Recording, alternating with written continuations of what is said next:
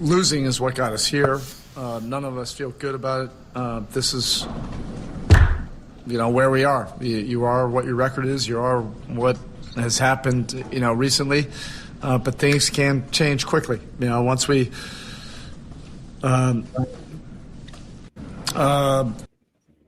Ladies and gentlemen, what's poppin'? It's your boy, my man Tony Crone in the building. Another Losers Lounge, 2 in a row over the Boston Celtics. The Boston Baked Beans, that is, ladies and gentlemen. Tony, what's popping with you this evening? What's up, son, man? Feeling good. A little tired, but as promised, you know what I mean? We here with the Losers Lounge. Yeah, no doubt. It'll be a short one because it is late. You know what I mean? It is late. But, before we even get into that, though, the Knicks they're up 2-0 over the Boston Celtics.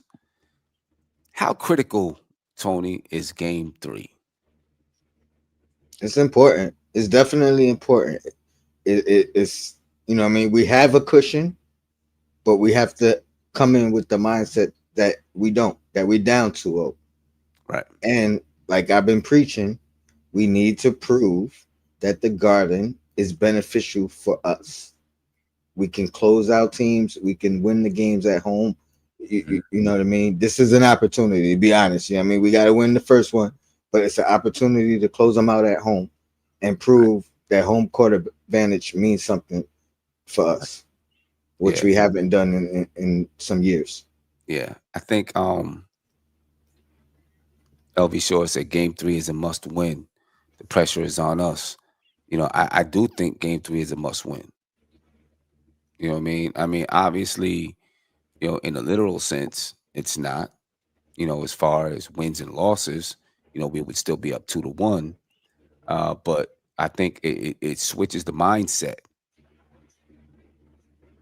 You know what I mean? It switches the mindset. And Ralph, I see you say it's not a must. Like I said, in the literal sense, it's not a must. Figuratively, to me, it is a must, because if we win Game 3, what it does, we win Game 3. I mean, we're still talking about a championship caliber team here in the Boston Celtics. We're still talking about a team that can be very lethal, a team that can, go crazy from the 3-point line, and that at some point during this series will get hot from the 3-point line. There's no doubt about it in my mind. You know what I mean? So if we win Game 3, I mean, it's the chances of them, the probability of them now winning 4 straight are very, very slim. Super slim, right? But if we lose Game 3, now it's a 2-1 series. We go from being up 3 games to being up 1 game. And now they're looking at that next game at the Garden like, all we got to do is win this, and we're back where we're supposed to be. Mm-hmm. You know what I'm saying? The mentality totally switches. That's why I think Game 3 is a must-win for us. So I feel like we need to win Game 3. Whatever happens in Game 4 happens. But I feel like we need to win Game 3. It can be a turning point, if you want to say, series. For both of us. For us, the confidence it gives us, and then, you know what I mean, the what they have to overcome, and they got to be, you know what I mean, down, depressed a little bit, you know what I mean, shaking, whatever, if they're down 3. So I get that point, you know what I mean, and I agree with it. You know what I'm saying? So I think, the mentality is it just switches. And they were talking about it on TNT last night with Charles Barkley and Kenny Smith, because the Phoenix Suns were up 2-0 against the Houston Rockets, and the Houston Rockets came back and won. You know what I mean? And you better believe the Celtics have all the confidence in the world that they can win 2 and get it back to where they have home court advantage, and then take away the rest of the series. So, people will look at it and say, right now, the Knicks are up 2-0. The Celtics still have to win 4 of the next however many games, 6 games, whatever it is, four of the next 5 games, and that's hard to do. Yeah, when you look at it overall, it is, but you don't look at things overall when you're in this situation. You break it down and you go game by game. You know what I'm saying? You win a game, and now the Celtics win game 2. The pressure is on the Knicks in game 4. I mean, the Celtics win game 3. The pressure is on the Knicks in game 4 because the Knicks got it now going to be like, we can't lose 2 at home like the way they did. And we don't want to give home court advantage back. Like all those things start, y- going into your head. So I think we really need to get game 3. And it's going to be hard as hell to get game 3.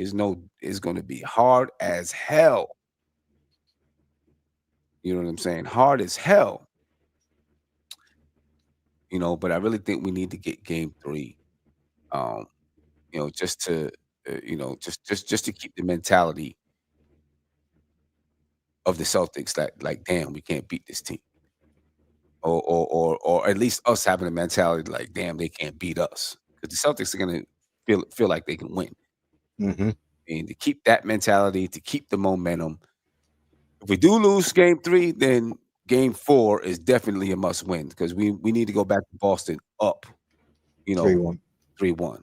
We either need to sweep it. There's only 2 things in my mind that I want to happen that I'm okay with happening. Sweep, obviously, or Or going winning back to 5. Boston 3-1. You know what I'm saying? That's I don't want to go back to Boston 2-2. Agreed. Yeah, I think game 3 is a critical one. I do think it's a must win for the Knicks. You know what I'm saying? I do think. Kevin said the key to game 3 is to keep the game close. Don't let it get up to 20. Yeah, we can't keep going to that. Honestly, I think the key to game 3 is get up by 20 There you go. because With and that. not for nothing, we can't keep coming back. Right. You know what I mean? So Exactly. and we can't, law of averages. I love Brunson. I trust Brunson. The law of averages is, you know what I mean? I mean, he missed the game winner. We still won. Yeah, I mean, we playing with fire if we keep trying to close it out at the end of the game. You're gonna You know what I get mean? burned. At some Yes, point, you're gonna get burned. let's put together a full package of a game, Word. game 3, and see how far we could get ahead or Yeah. get up early. Yeah, and I think if we're playing from ahead, now there's more pressure on them. You know what I'm saying? And the closer we get to the end of that game, there's more pressure on the Celtics because now we're catching up and we're about to go down 0-3. Mm-hmm. You know what I'm saying? We're about to go down 0-3. So now the pressure really starts to build on the Celtics and they may not be able to handle that pressure. You know what I mean? They may not be able to handle it. So otherwise, said we proved we can come back from 20 on the road, but let's see if Boston can do it. That's yeah. Let's I hope they can't do it. You know what I'm saying? But yeah, let's get up 20, no doubt. The Public Enemy said Knicks take a commanding 3-0 lead against the Boston Celtics. No more 20-point comebacks. And I feel like the Knicks are really going to come into this game confident. I don't want them to be overconfident. You know what I'm saying? But I do feel like they're going to come into the game very confident and feeling good at home. The crowd is going to be behind the team. It's going to be crazy. You know what I'm saying? And I do think we're going to take a lead. You know what I mean? We just can't be we can't let them back in it because I agree with Kevin. If we're up by a lot early, I'll be nervous. Yeah, me too. I'd be a little bit nervous. Silk said, Bill Simmons said he wasn't even mad about game 2. It was more about shock. Okay. I don't know what that means, but Yeah, I'm sure the Celtics are shocked too. still down 0-2, my friend. I'm sure they shocked too. For real. Like, how did this happen? For real. Yeah. Still down 0-2. You know what I mean? And there's still a lot of people out there that's like, oh, okay, you're down 0-2, but you're not gonna win. There's still a lot of people out there like that. Let's see what some of these fans got to say. You know what I mean? Because I'm pretty positive there's some Celtics fans that feel just like that. You know what I mean? Let's see who we got first. Ryan. Honestly, we deserved to lose both games, but even as bad as we played, we still were up by 20 in both games. We just have to not beat ourselves and we will be fine going forward. See, here's where I disagree with Ryan, right? They were playing well to get up by 20. It's not like they were playing terribly and got up by 20. They were playing well. Now, did they miss some shots? Was that, that second game, was it a lot of people missing shots and a bad, bad play all around and stuff like that. Yep, no doubt about it. But when they went up 20, they were playing well. And then they started playing bad. So, it's not like they were just playing terrible and went up by 20. And just like he's saying the Knicks, just like he's saying the Celtics, were playing bad, the Knicks haven't played well either. And that's why everything is so even, like it's evenly matched. You know what I mean? As far as they didn't play well, they have the same things that can give them confidence moving forward. Mm-hmm. We can use those same things to give us confidence moving forward. Plus, we're up. You know what I mean? Which, again, we got to use that mentality that we're not, and play like we're down 2-0, and again take care of home court. And you know what's scary? That's like one of the hard things to do too. Is to pretend that you're not up, pretend that you're not winning, or you know what I'm saying? Because your body naturally does some things that you almost can't control. But I don't think it affects them in the course of the game. You know what I mean? It may be. I think where and I don't think this is the case for the Knicks, but maybe you don't do the same workout routine. Maybe you don't practice as hard. You know what I mean? I think that's where people potentially slack off. I don't think in the course of the game they're thinking like, oh, we're up. You know what I mean? Like we don't got to worry about this game. You know what I mean? Like I think in the course of the game they try. You know what I mean? They're trying to win. I don't think they come into the game thinking that way. But somewhere subconsciously, if we lose, we're still up 2-1. You think it'll lessen their fight if they're down? You know what I mean? It'll lessen the Knicks fight if they're down. Yeah, like I don't know. It's hard to some teams, like, okay, when a team gets up 20, right? Naturally they might be loosey-goosey on the bench, laughing, giggling. You know what I'm saying? And we see it all the time, and they relax a little bit because they're like, we kind of got this in the bag, and your body and your body, it's like a natural thing. It relaxes. You know what I'm saying? That's why think about it like this, right? When people are at work, you get to that last hour and people are like, I ain't doing damn thing this last hour. I'm chilling. You know what I'm saying? Because like the day is almost over. You're almost there, and your mind and body starts to kind of check out. Believe me, I know. I don't like those employees. You know what I'm saying? Senioritis, especially when they're not closing. Yeah, senioritis, right? And seniors in high school, they're right to the end. They're like, man, I done made it now. You know what I'm saying? I can start chilling early. That's the type of thing that, and it's almost like a natural thing to happen, and you really got to fight that. Well, I mean? One thing that's on our side, like, all right, sure, I get what you're saying about us being up 2-0, but they got some things that they got to worry about too. You know what I mean? Like, granted, you think they're gonna come around shooting? I believe they will too, but in the course of the game, during the game, that is in their mind 100%. Let them miss their first couple of threes. Oh yeah, You know what I mean? Or let them hit their first couple of threes. I still think they're going to be hesitant to take some of them. You know what I mean? They're going to be second guessing some of them. They're yeah, going to turn down some of them. yeah. And that could get that. I think that 100% will get in their head at some Oh, point in the that's game. about it. How long it does, I don't know, but it's gonna affect the game. Yeah, yeah. No doubt. If they start missing a few, I mean, I think it's already that first game already affected their game because they came in with a game plan that was outside of what they normally do. You know what I'm saying? And when you come in and you're doing something outside of what your natural habit is to do, now you have to think about it. And when you think about it, it causes hesitation. You know what I'm saying? And when it causes hesitation, you start to make mistakes because you're indecisive. So I think I think they're kind of in a pickle. You know what I'm saying? We're not hitting them, but what do we do? Do we keep shooting them or do we go to something else? If we go to something else, and that's not how we naturally play. You know what I mean? So I Or think don't let us be hitting them. You know what I right, mean? Because that's gonna do some things. Don't let them go down 20, because now they're gonna be like, all right, we gotta shoot them. You know what I mean? But we gotta take good ones. We can't force them. So I think we have more of the advantage in that yeah, aspect. in that aspect. Yeah, no doubt. Shout out to the Queen, Steph, Dope Soul Sports Talk, ladies and gentlemen.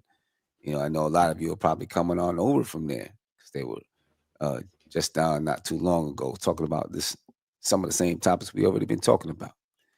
Kevin said exactly. They made an effort to change the game plan. Yep, they made an effort to change that game plan, and they went outside of what they normally do. I expect that they're going to go back to it, right? Because they're going to play more natural, more fluid that way. I mean, so I think we should be prepared for that. See what's next. Sahobo, whatever. Said, I am loving where we are now. That's a whole joke. Down 2-0. Our team only shows up when we are underdogs. When was the last series we won when were favored big time? The Heat took us out. Warriors beat us in the 22 finals. Not taking anything from the Knicks, but hey, we're the underdogs now. I mean, nobody wants to be down 2-0. I don't care. Uh, Nobody wants to be down 2-0. You It love is funny because a lot of the Celtics players been saying, "Oh, I'm looking forward to the opportunity to, opportunity. get back." Like, Yeah. okay, We had the opportunity to do, what I mean? That's all. I don't want to say it's losers talk, but when you know you're up against the wall, that's when you start talking about you have the opportunity to do this and that. You know what I'm saying? The Celtics, Kevin said the Celtics are still favorites. Yeah. yeah. And shout out to Gerald. Yeah. When was Boom. the last time Boston was underdogs? Because I know they was the favorites all last year. Right. Right. They're not under. I guess maybe what he's trying to say, they're not underdogs. But their backs are against the wall. The pressure is on them to do something. You know what I mean?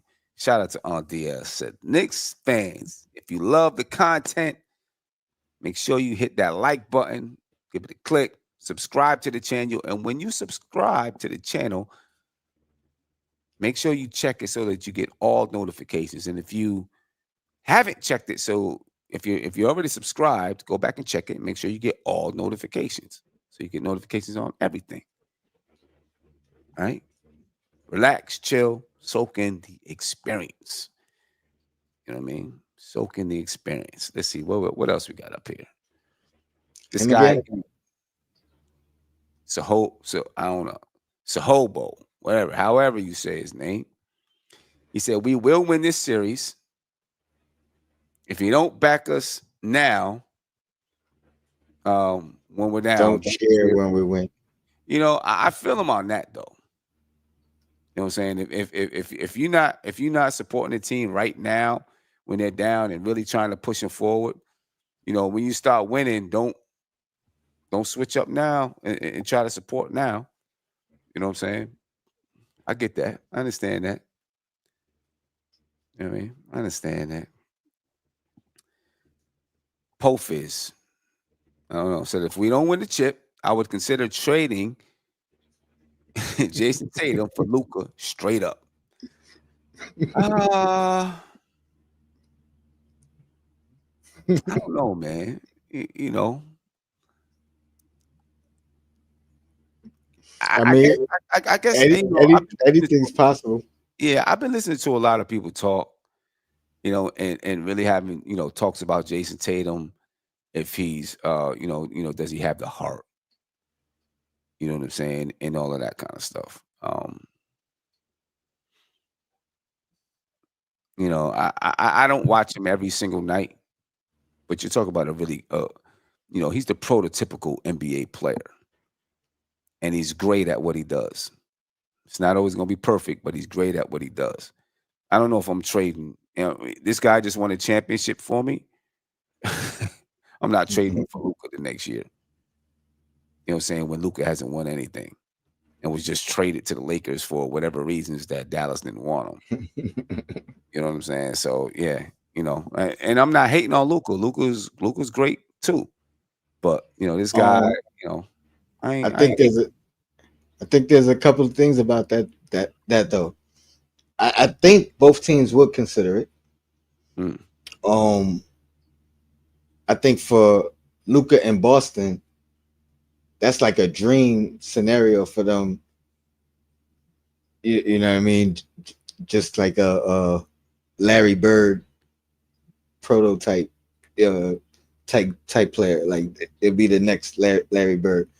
So I think the city would embrace Luca Okay, a yeah, lot more than that Tatum. that's 100%. And I also think Tatum would be embraced in LA. Now, I don't know how soon it would be. And the LA pressure, I would assume, would be a little bit different than the Boston pressure. Yeah. You I know what I mean? definitely agree with that. And Tony, you kind of took the political way of saying it. I'm just say, you know what I'm saying? Like he's white. And they would love to have another great white hope there in Boston.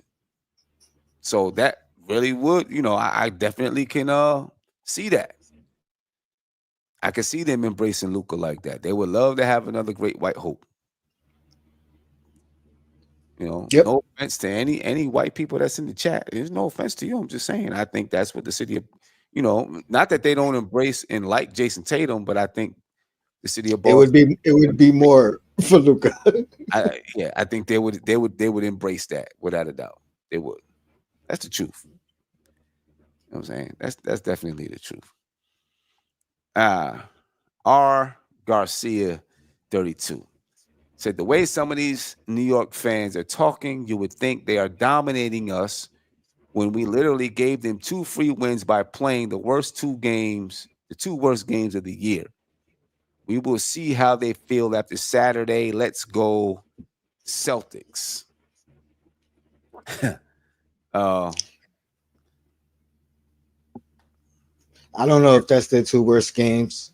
I would, even though we played bad, this wasn't our worst games. Right. But we've played way better, like on our average throughout the year, right, than we've played in this series. Right. I mean, they can say what they want, I guess. You know what I'm saying?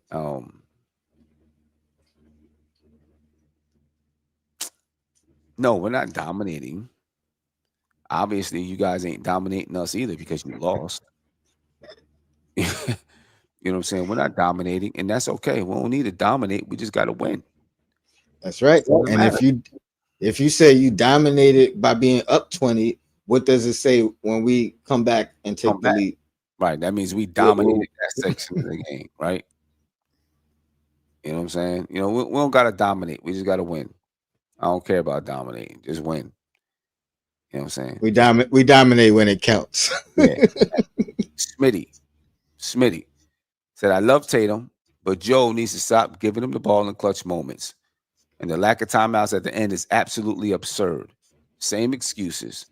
I would rather have them get blown out than lose 2 close games at home. Okay. Let's help you. Let's help him out with that. All right, we can help you out with that. You know what I'm saying? We can definitely help you out with that. Um, you know, I think one thing he's talking about is game management, though, right? Hmm. As far as not having timeouts, I think Tom Thibodeau's done a good job of managing the game in that way throughout these playoffs. Many times, coming into the last few minutes with timeouts available, fouls to give, all of those things. I think the Knicks have managed the game very well. Challenges. Challenges, you know what I'm saying? I think they've managed the game really well to have assets in their pocket towards the end of the game to use if we need it during timeout, during crunch time. You know what I'm saying? And that's a luxury to have. That's part of the game that I think um people don't always recognize when it comes to coaching. And you got to have somebody. I'm gonna tell you right now, Tom Thibodeau can't do that by himself. You got to have somebody on the bench that is able to manage these things and come to Tom and say, "Hey, this is what you have left. Do you want to use this now, or do you want to save it till later?" You know what I'm saying? You got to have somebody on the bench managing that game for you. And the Knicks are doing a great job of doing that. Doing a great job of it right now in these playoffs. I think. Of having assets to use down the stretch of the game. You know what I mean? And that, Sir. ladies and gentlemen, is signs of good coaching. And even if you say, well, that's an assistant coach doing it. And yeah, that's still coaching. You know what I'm saying? Your head coach will make the assignments to people to say, I need you to do this. I need you to do that. I need you to do that. And they got to Mhm. pick the people to do it well. And then they got to listen to those people.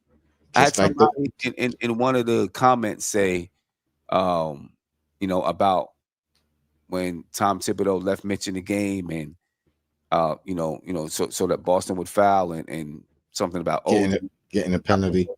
they were like, well, that was Rick Brunson who made that decision, and I'm like, it don't matter.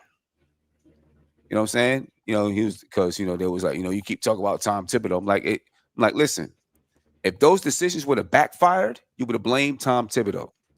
And the fact that he listened to it, because he got veto power. Right. Just like the people that are designated to tell him when and when not to challenge, and look at his record. Exactly. You know what I mean? So, Right. and he trusts these people, obviously. And he trusts them. You know what I'm saying? And when it's all said and done, the buck stops with him. So if you're gonna give him fault when those decisions are not good decisions, then you got to give him credit when those decisions are correct. You know what I'm saying? Just like I don't know who I was talking to. I was talking to somebody, and they said, "Oh, Thibodeau, he don't listen to his assistants." I'm like, "How do you know that?" Well, because when he's talking, he never talks about his assistants, this and that. And I'm like, well, because that's natural. Because if the assistant makes a mistake, he's not going to blame the assistant. He's going to take credit for it.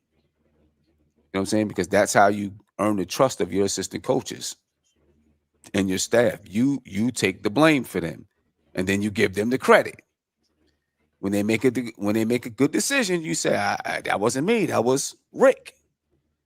You know what I'm saying? But then you take the blame if they make a bad decision.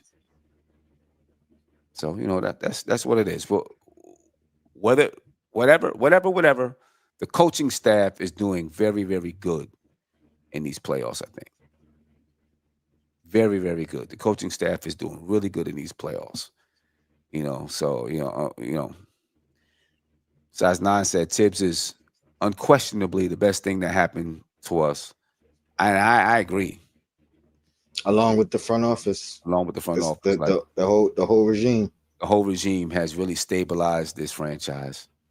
You know what I'm saying? And, stabilize the franchise. We've been in the playoffs for the last 5 years.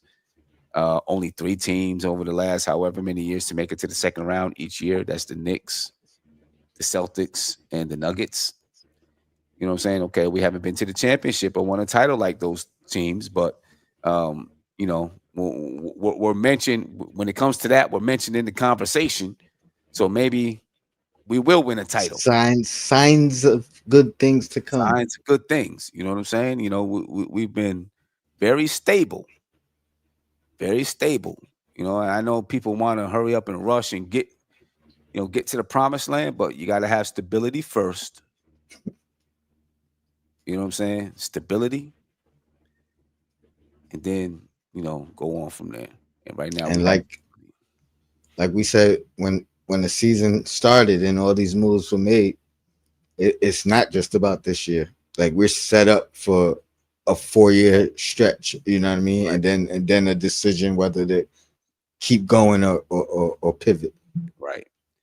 Size 9 said, "Do you know how hard it is to continually win with different starting fives every year?" Exactly. Continually win with different starting fives. You know what I mean? So yeah. Eddie said, "But we've been waiting since 1973.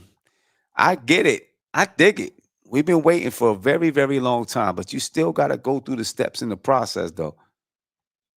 No, we're not gonna magically just bam. You know what I'm saying? We gotta become a strong, stable franchise. And the winning, I think, the more stable we are, the winning will come. You know what I mean? And we'll the championships will come. Just got to continue to be stable and make smart decisions. That's what we've been doing. Ralph Unreal, rushing never works. Nope. We've tried it. We've tried to rush the process. We tried it. Didn't work. You know what I'm saying? We got a nice thing happening. I think we got to remain stable. You know what I mean? Remain stable and continue to win. But ladies and gentlemen, we're gonna head up out of here. This was, just a short one. Just a short show. Add two things at once. How critical is it for the Knicks to win Game 3? And the Losers Lounge got to tease the Boston Celtics. And shout out to the creator of the cover. Yeah, I found it on Reddit. I couldn't find his name, but hey, shout out to you, brother. Appreciate you.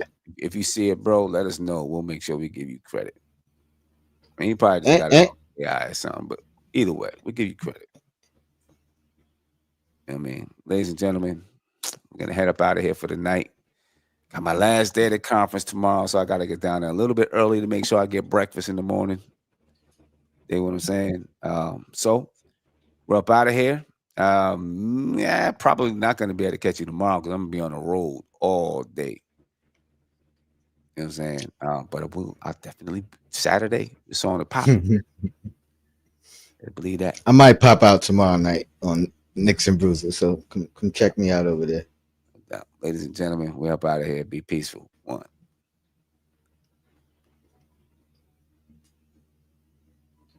Losing is what got us here. None of us feel good about it. This is, where we are. You are what your record is. You are what has happened, recently. But things can change quickly. Once we losing.